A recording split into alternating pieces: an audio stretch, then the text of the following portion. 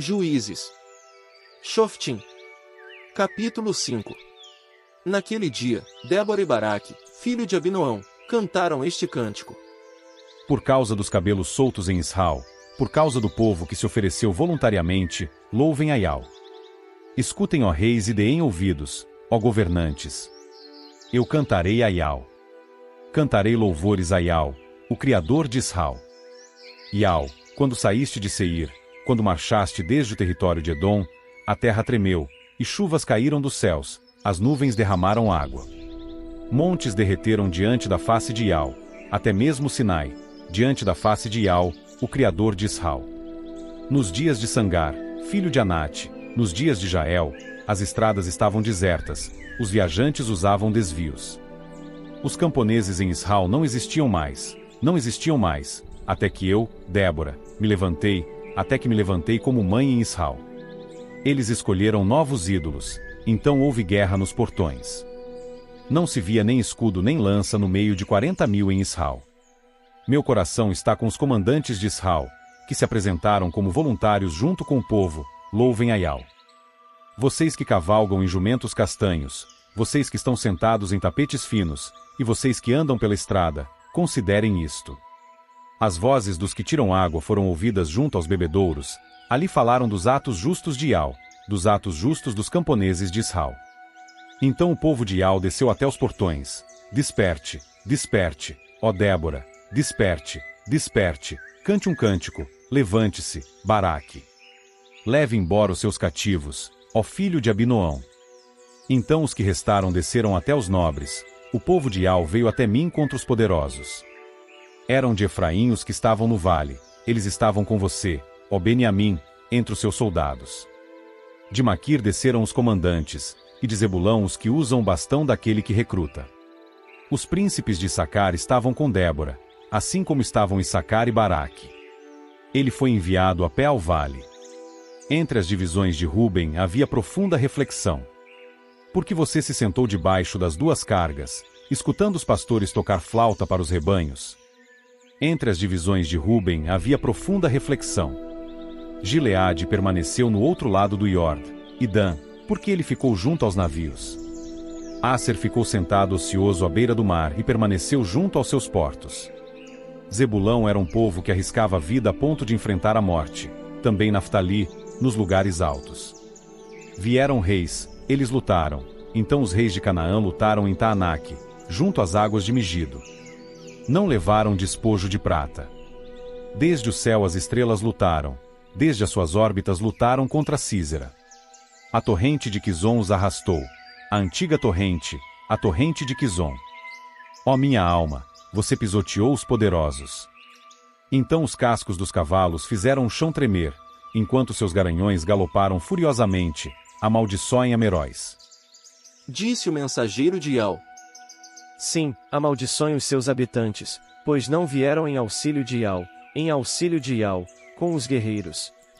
A mais abençoada das mulheres é Jael, a esposa de Eber, o quineu, ela é a mais abençoada das mulheres que moram em tendas. Ele pediu água, ela lhe deu leite. Numa majestosa taça de banquete, ela ofereceu leite coalhado. Estendeu a mão e pegou a estaca de tenda, com a mão direita pegou o martelo dos trabalhadores. Martelou Sísera, esmagou a sua cabeça, rachou e traspassou as suas têmporas. Ele tombou aos seus pés, caiu e ali ficou. Tombou aos seus pés e caiu, onde tombou, ali caiu derrotado. Uma mulher olhava pela janela, a mãe de Sísera observava pela treliça. Por que o carro dele está demorando? Por que a batida dos cascos dos seus cavalos demora tanto? A mais sábia das suas damas lhe respondia, sim, ela também repetia para si mesma. Eles devem estar repartindo o despojo que encontraram. Uma moça, 2 moças para cada guerreiro, despojo de panos tingidos para Sísera, despojo de panos tingidos, uma roupa bordada, pano tingido, 2 roupas bordadas para o pescoço dos saqueadores. Assim, que todos os teus inimigos morram, ó Yahweh, mas sejam os que te amam como o sol nascente no seu esplendor. E a terra teve descanso por 40 anos.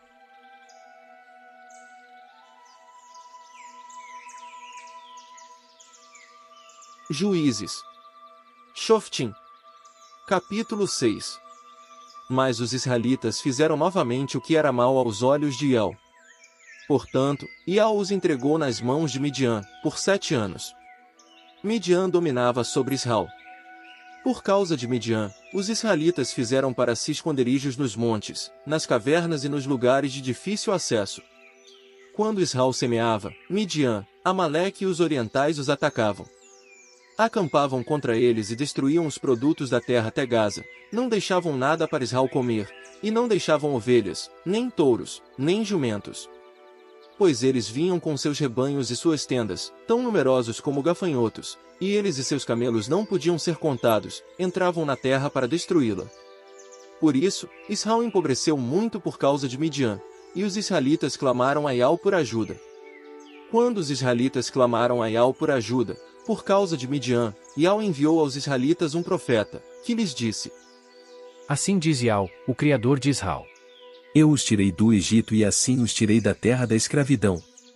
Eu os livrei das mãos do Egito e de todos os seus opressores, e os expulsei de diante de vocês e lhes dei a terra deles.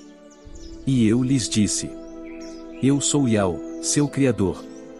Não devem temer os ídolos dos amorreus em cuja terra vocês moram. Mas vocês não me obedeceram. Mais tarde, o mensageiro de Ial veio e se sentou debaixo da árvore grande que havia em Ofra, que pertencia a Joás, o Abiezrita. Seu filho Gideão estava malhando trigo no lagar de vinho, para escondê-lo de Midian. O mensageiro de Ial apareceu a ele e disse: Ial está com você, guerreiro valente. Gideão respondeu: Perdão, meu amo, mas, se Ial está conosco, por que nos aconteceu tudo isso? Onde estão todos os seus atos maravilhosos que nossos pais nos contaram, dizendo: Não foi Ial quem nos tirou do Egito? Agora Ial nos abandonou e nos entregou nas mãos de Midian. Ial olhou para ele e disse: Vá com a força que você tem, e salvará Israel das mãos de Midian. Não sou eu que estou enviando você? Gideão respondeu: Perdão, Ial, como posso salvar Israel? Meu clã é o menos importante de Manassés, e eu sou o mais insignificante na casa do meu pai. Mas Ial lhe disse: Eu estarei com você, por isso você golpeará os midianitas como se fossem apenas um homem. Se eu achei favor aos teus olhos, dá-me um sinal de que és tu quem falas comigo. Por favor, não te afastes daqui até que eu volte com a minha dádiva e a coloque diante de ti. Ficarei aqui até você voltar. E Gideão entrou em casa, preparou um cabrito e fez pães sem fermento com uma efa de farinha. Ele pôs a carne no cesto e o caldo na panela, então os levou para fora e os serviu debaixo da árvore grande.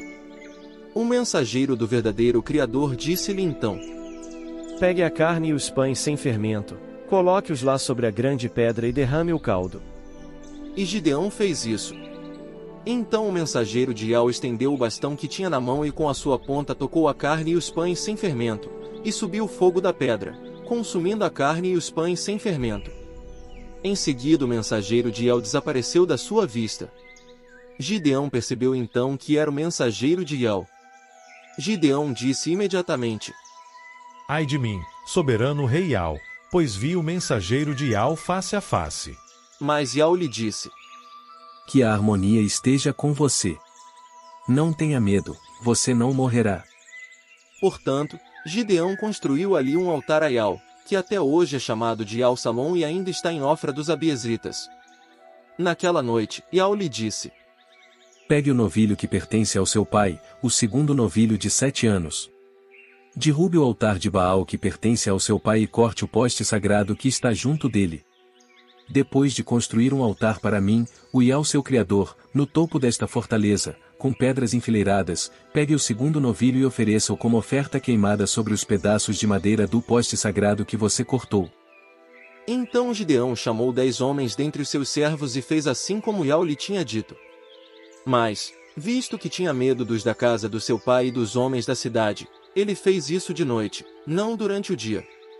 Quando os homens da cidade se levantaram cedo na manhã seguinte, viram que o altar de Baal tinha sido demolido, que o poste sagrado ao lado dele tinha sido cortado e que o segundo novilho tinha sido oferecido no altar que havia sido construído. Eles perguntaram uns aos outros. Quem fez isso? Depois de investigarem, disseram. Foi Gideão, filho de Joás, quem fez isso. Portanto, os homens da cidade disseram a Joás. Traga seu filho para fora, para que seja morto, porque demoliu o altar de Baal e cortou o poste sagrado que estava ao lado dele. Então Joás disse a todos os que o confrontavam. Vocês precisam defender Baal? Vocês precisam salvá-lo? Quem o defender deverá ser morto esta manhã.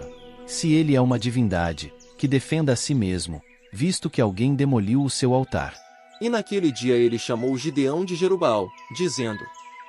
Que Baal defenda a si mesmo, pois alguém demoliu o seu altar.